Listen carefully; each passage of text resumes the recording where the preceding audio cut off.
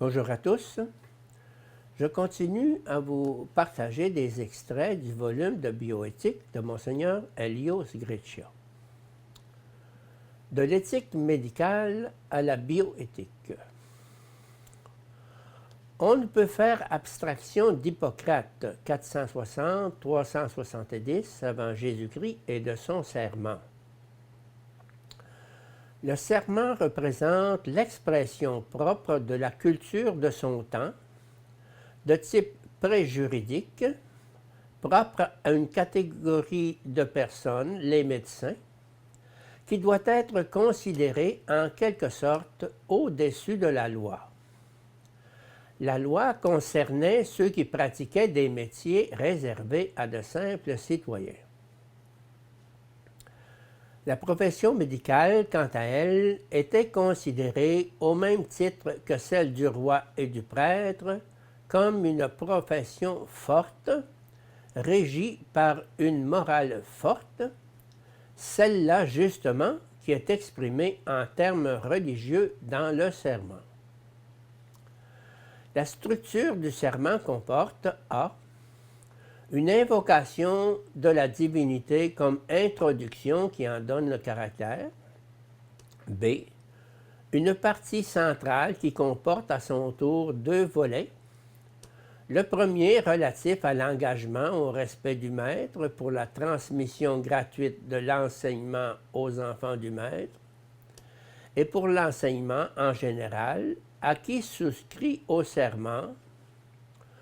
L'autre volet est consacré plus spécifiquement à la thérapie qui oblige le médecin à exclure certaines actions comme l'administration d'un poison, même à qui le demanderait, l'avortement sur demande, quelque abus sexuel que ce soit sur la personne des malades, des parents,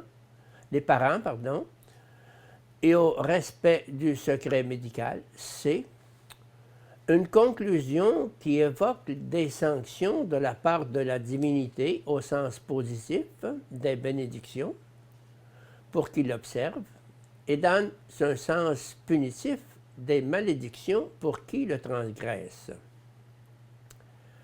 Il s'agirait d'une réflexion de la philosophie et de la culture du temps qui considérait la profession médicale dans un climat de transcendance en la revêtant d'un caractère sacré, sacerdoce physiologique et charismatique.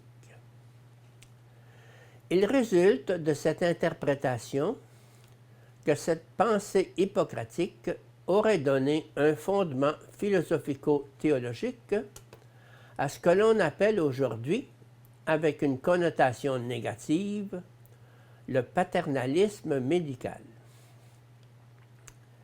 Il s'agirait d'une moralité fondée sur le principe sacré du bien du patient, dont le médecin est le gardien sans appel, au-dessus de la loi et de tout soupçon.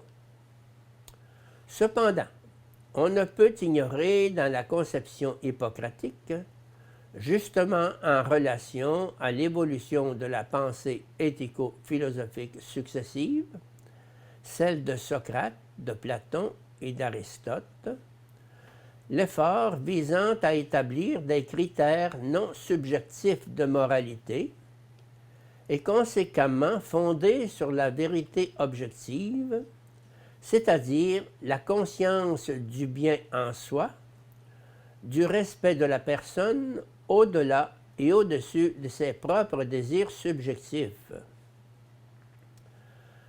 L'apparition du principe d'autonomie, au moment où la pensée moderne a commencé à s'imposer, du libéralisme de Hume, Smith, Shortmel, Grégory, et ensuite de la Déclaration des droits de l'homme et des droits du citoyen, représente certainement un antipaternalisme médical. Comme l'affirme encore De Gracia, cependant, ces nouveaux principes ne réussiront en aucun cas à annuler le principe de bienfaisance comme critère de validité et de garantie, soit pour l'autonomie du patient, soit pour celle du médecin.